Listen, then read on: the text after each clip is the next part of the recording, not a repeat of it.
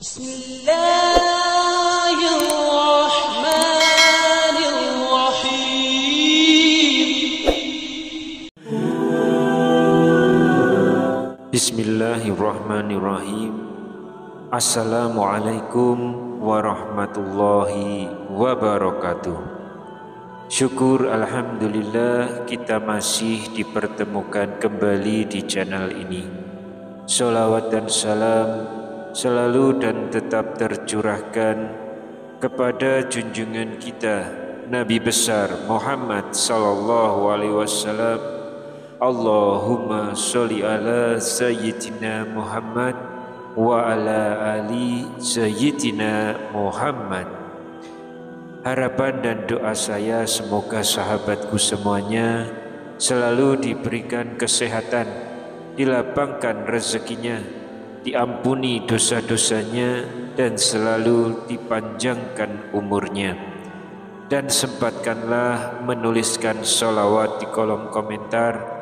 Insya Allah akan menjadi bukti cinta kita kepada Rasulullah Muhammad sallallahu alaihi wasallam. Semoga kita semua mendapatkan syafaat beliau di akhirat kelak. Amin ya rabbal alamin. Sahabat beriman yang dirahmati Allah, pernahkah kita membayangkan bagaimana detik-detik terakhir kehidupan di dunia ini? Pernahkah kita merenung bagaimana rasanya ketika roh berpisah dari jasad? Inilah yang dinamakan sakaratul maut, saat di mana manusia berada di antara dua alam, dunia yang ditinggalkan dan akhirat yang akan dimasuki. Sahabat yang dirahmati Allah, sakaratul maut bukan hanya soal kematian. Ia adalah momen paling penting yang menentukan akhir perjalanan kita di dunia. Jika baik, maka kita akan tersenyum saat kembali. Namun jika buruk, maka penyesalan tak lagi berguna. Yang pertama mesti kita pahami adalah sakaratul maut itu sangatlah menyakitkan. Rasulullah sallallahu alaihi wasallam yang dosanya telah diampuni dan derajatnya paling tinggi, bahkan masih merintih saat menghadapi sakaratul maut. Diriwayatkan dalam sebuah hadis yang sahih, inna lil mauti la sakarat.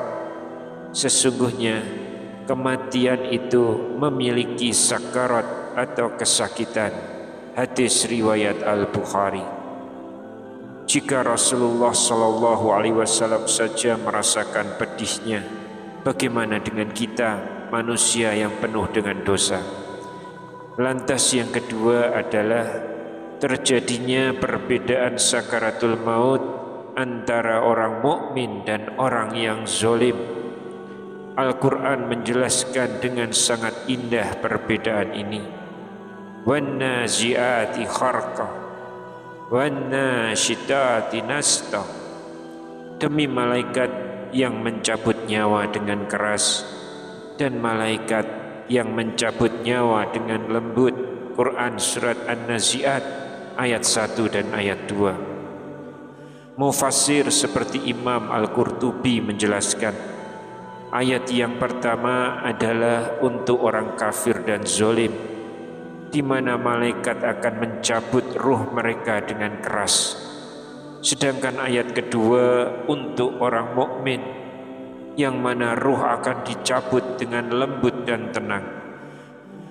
Dalam Quran surah Al-An'am ayat 93 Allah juga berfirman, seandainya saja engkau melihat pada waktu orang-orang zalim itu berada dalam kesakitan sakaratul maut, sedang para malaikat memukul dengan tangannya sembari berkata, keluarkanlah nyawamu. Bayangkan, sakitnya kematian itu sudah cukup berat, namun diperparah lagi dengan malaikat yang murka, na'udzubillah.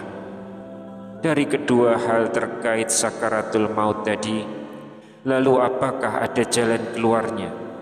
Apakah ada amalan yang dapat meringankan sakaratul maut? Jawabannya ada. Di antara amalan itu adalah sholat sunnah 2 rakaat khusus yang diajarkan oleh sebagian ulama salaf berdasarkan atsar sahabat.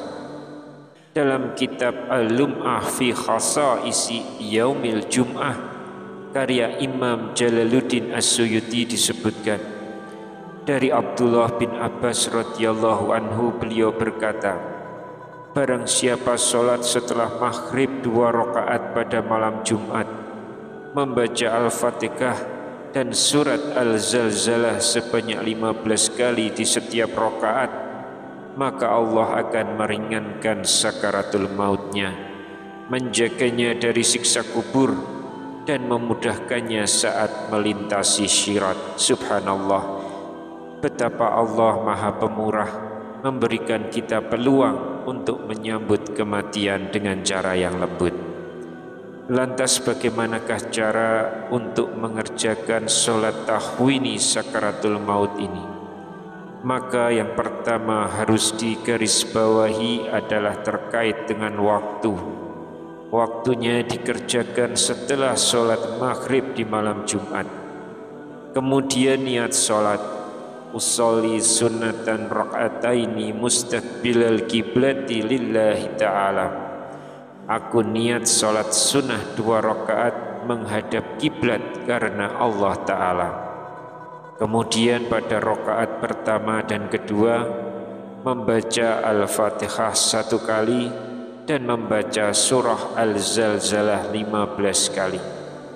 Kemudian setelah salam lanjutkan dengan doa sebagai berikut. Allahumma inna nas'aluka salamatan fid din wa afiyatan fil jasad wa ziyadatan fil ilmi wa barakatan fil rizki wa taubatan qoblal maut wa rahmatan indal maut wa maghfiratan ba'dal maut. Allahumma hawin alaina fi sakaratil maut wa najjata minan nar wal afwa indal hisab, yang artinya, ya Allah, kami memohon kepadamu keselamatan dalam agama, kesehatan jasmani, tambahan ilmu, keberkahan rezeki, taubat sebelum mati, rahmat saat mati, dan ampunan setelah mati. Ya Allah, ringankanlah kami saat menghadapi sakaratul maut, selamatkan kami dari neraka, dan ampunilah kami saat perhitungan amal. Sahabat beriman, setiap dari kita pasti akan mati, tapi cara kita mati bisa kita siapkan dari sekarang. Dengan amalan yang ringan seperti sholat 2 rakaat ini, kita berharap Allah memberi kelembutan saat ruh ini dipanggil kembali. Jangan ditunda, jadikan sholat ini rutinitas malam Jumat. Siapa tahu ia akan menjadi penyelamat kita saat semua yang kita miliki telah sirna. Wallahu a'lam bishawab. Semoga Allah memberikan kita semua husnul khatimah dan kemudahan dalam menghadapi sakaratul maut. Amin ya rabbal alamin. Wassalamualaikum warahmatullahi wabarakatuh.